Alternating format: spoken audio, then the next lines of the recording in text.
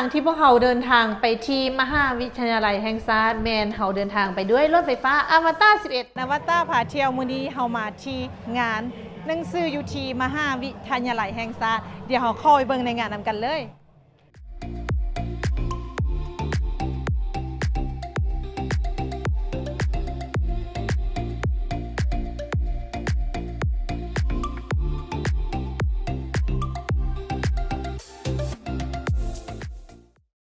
และนี่ก็คือหน้าเวทีเนาะคือการกล่าวเปิดพิธีอย่างเป็นทางการของอธิการบดีมหาวิทยาลัยแห่งชาติ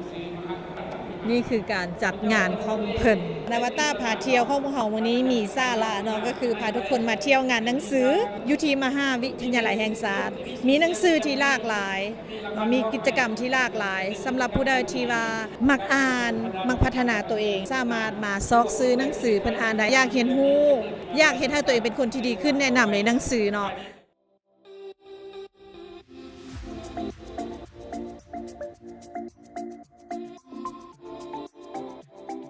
งานหนังสือมหาวิทยาลัยแห่งชาติพวกเรามาร่วมในมื้อนี้แม่นอลังการหลายทำความรู้จักกับผู้จัดงานนำกันสบายดีชื่อสมหมัยพรหมจันทร์เด้ออำนวยการสำนักพิมพ์ดีบุ๊กถือว่างานครั้งนี้เป็นงานครั้งที่5เป็นเลขมงคลของข้าพเจ้าครบรอบครั้งที่5ปี2025และมีอาสาสมัคร50คนปีนี้หันมี50บูธที่เข้ามาร่วมงานและปีกายนี่แม้น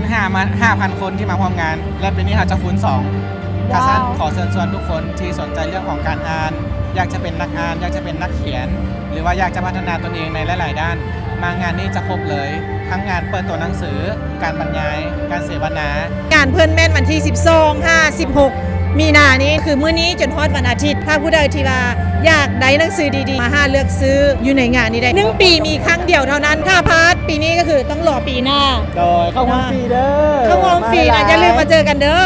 เขาอยู่กับหัวหน้ากรมพิมพ์จำหน่ายอยากให้เพิ่นแสดงความคิดเห็นต่อกับงานได้ว่ามางานนี้รู้สึกแบบใดแล้วก็งานนี้มีผลดีต่อกับสังคมลาวเฮาได้สบายดีเจ้า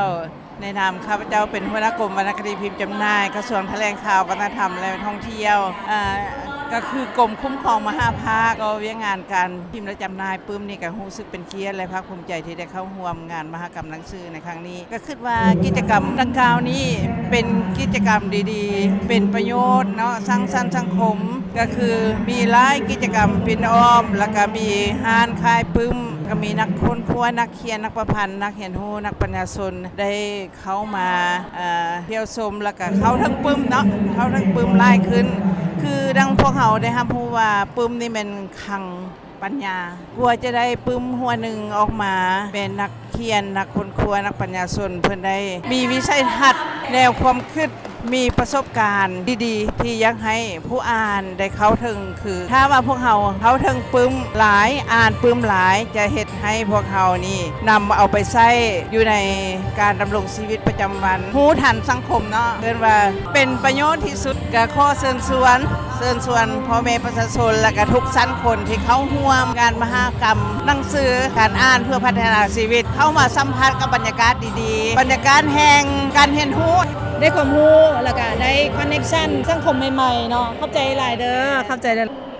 หลังจากที่อ่านหนังสือมา 4-5 ปีอย่างจริงจังแล้วก็กลายเป็นนักเขียนนี่คือหนังสือเล่มที่2ของแก้วเองเล่มที่1ก็คือคิดแบบผลสำเร็จเล่มที่2ก็คือเทคนิคขายของแพงแต่ว่าเรื่องการขายเป็นทักษะที่แก้วสะสมประสบการณ์มาทั้งหมด15 ปีแล้วก็ถ่ายทอดมาเป็นหนังสือเล่มนี้ให้ทุกคนได้อ่านคือหนังสือเล่มนี้อยากแนะนำเพราะว่าอย่างบ่ต้องไปเสียเวลาลองผิดลองถูกด้วยตัวเองหนังสือเล่มนี้ผู้ใดที่อยากเก่งเรื่องการขายอยากขายแบบใดให้เป็นมืออาชีพขายแบบใดให้เป็นท็อปเซลล์ผู้ใดที่เป็นเซลล์ขายรถเซลล์ขายประกันหรือเป็นเซลล์ที่ขายทุกๆอย่างเนาะแนะนำว่าให้อ่านปื้มเล่มนี้วิธีรับมือกับการที่ลูกค้าปฏิเสธประเภทลูกค้ามีแบบใดๆประเภทนักขายมีแบบใดๆก็คือว่าง่ายๆฮู้จักตัวเองเนาะฮู้เขาฮู้เฮาฮบห้อยครั้งสนะห้อยครั้งเป็นเซลล์หรือเป็นคนแบบใดพัฒนาตัวเองคือฮู้ลูกค้าแล้วลูกค้าต้องการแบบใดมีปัญหาอย่างใดเขาจึงจะสามารถแก้ไขปัญหาหรือช่วยเหลือเขาได้ถ้าเฮาแก้ไขปัญหาหรือช่วยเหลือเขาบ่ได้เฮาก็บ่สามารถขายให้เขาได้คือการขายมันคือการช่วยเหลือคือการให้เพิ่มทักษะของเฮามันจะเป็นทรัพย์สินเนาะอยู่กับเฮาไปตลอดเฮาจะได้อ่า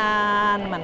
เพิ่มความรู้ให้เขาและตอนนี้เขาก็อยู่กับนักอ่านตัวยงเนาะเดี๋ยวไปทำความรู้จักกับเพิ่น ข้าพเจ้าซื้ออาจารย์สลันจันทร์รังสีข้าพเจ้าเป็นผู้หนึงที่ว่า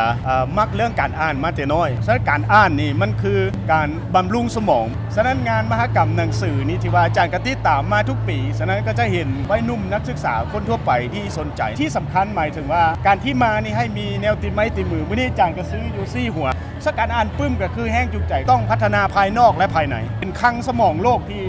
มาโฮมไว้ในงานอยู่นี่เนาะฉะนั้นอยากเชิญชวนน้องๆนักศึกษาคนทั่วไปที่อยากพัฒนาตัวเองการพัฒนาตัวเองมันมีหลายแบบการอ่านการฟังพอดแคสต์แต่ว่าการอ่านปึ้มนี่มันได้เนื้อได้ตอนได้แล้วฉะนั้นตัวนี้เป็นสิ่งที่สำคัญฉะนั้นก็อยากเชิญชวนและที่สำคัญจะอยากเห็นคนลาวนี่มักอ่านที่ดีก็คือคนฮู้จักหลายขึ้นการพัฒนามันจะไวก็อยากฝากน้องๆเชิญชวนที่ว่ามื้อนี้บรรยากาศดีและโอกาสดี เข้าใจหลายเด้ออาจารย์ เข้าใจ เขาอยู่กับตัวแทนวัยหนุ่มที่ว่าเพิ่นมาเลาะเลือกซื้อหนังสือ เรียนอยู่คณะเศรษฐศาสตร์และบริหารธุรกิจ เศรษฐศาสตร์และบริหารธุรกิจมักอ่านเล่มใดเรื่องใดเรื่องพัฒนาตัวเองหรือเรื่องใด มักอ่านเกี่ยวกับเรื่องพัฒนาตัวเองเพราะว่า มันสามารถเอาไปนำใช้ในการประกอบอาชีพหรือว่าเป็นอย่างต่างๆในการใช้ชีวิตของเราได้ เล่มใดที่มักอ่านที่สุดมื้อนี้เลือกซื้อเล่มใด มักอ่านที่สุดแล้วตัดสินใจซื้อไปอ่านแล้วแม่นเล่ม มักที่สุดแล้วตัดสินใจขึ้นซื้อไปอ่านก็คือสำเร็จนอกกรอบก็คือของคุณดิวเนาะก็คือถ้าอยากสำเร็จนอกกรอบคือคุณดิวก็คือ ให้ซื้อหนังสือเล่มนี้มาอ่านงานนี้ดีบ่สำหรับวัยหนุ่ม ดีเพราะว่ามีปึ้มหลากหลายให้เรามาเลือกซื้อเลือกอ่านได้ เข้าใจหลายเด้อและตอนนี้เราก็อยู่กับเจ้าของร้านปึ้มที่ไหน ท่านปื้มมันท่านปื้มอิสระ มางานนี้เป็นครั้งทำอิฐลือใช่ไหม ข้างทำอิดเลยเจ้ารู้สึกว่าได้เห็นคนหักการอ่านหลายๆ คน สำหรับตัวเองเราคิดว่าการอ่านมันช่วยยังให้เราได้ มันช่วยให้เฮาได้เข้าใจชีวิตหลายขึ้นได้ฮู้ว่าเฮาสนใจอันใดทั้งที่แบบช่วยให้กำลังใจหรือบอกก็ให้ความรู้เฮาเพราะประสบการณ์คนอื่นเขียนเฮาก็ได้มาโดยฟรีๆใช่ไหมนะ แมนอันนี้เป็นข้อคิดที่ดีเนาะสำหรับผู้ใดที่ว่าแบบมีปัญหาหนังสือก็เป็นทางออกให้เราได้อ่านประสบการณ์คนอื่นเพื่อแก้ไขปัญหา แม่น และสำหรับผู้ใดที่ว่ามักอ่านเรื่องสั้นหรือว่านวนิยายเนาะตัวนี้เลยแนะนำเนาะหักทำอิฐของอาจารย์สิ้นหมาได้รางวัลซีไรท์ปี2023อันนี้ของอาจารย์ภูวงศ์พลครและอันนี้เล่มมาล่าสุดก็คือ1986เนาะก็คือเป็นหนังสือของอาจารย์ภูวงศ์เล่มที่1และเล่มที่2ที่ร้านปึ้มอิสระเนาะนี่เลยเนาะแล้วก็เขาได้เด้อเจ้าอย่าลืมมาอุดหนุนเพิ่นเด้อตอนนี้เขาก็อยู่กับเจ้าของร้านปึ้ม สำหรับข้าพเจ้าเป็นอมตะทศสละเนาะเป็นเจ้าของหันปึ้มอมตะบุ๊กเนาะสลายปึ้มเฮาเ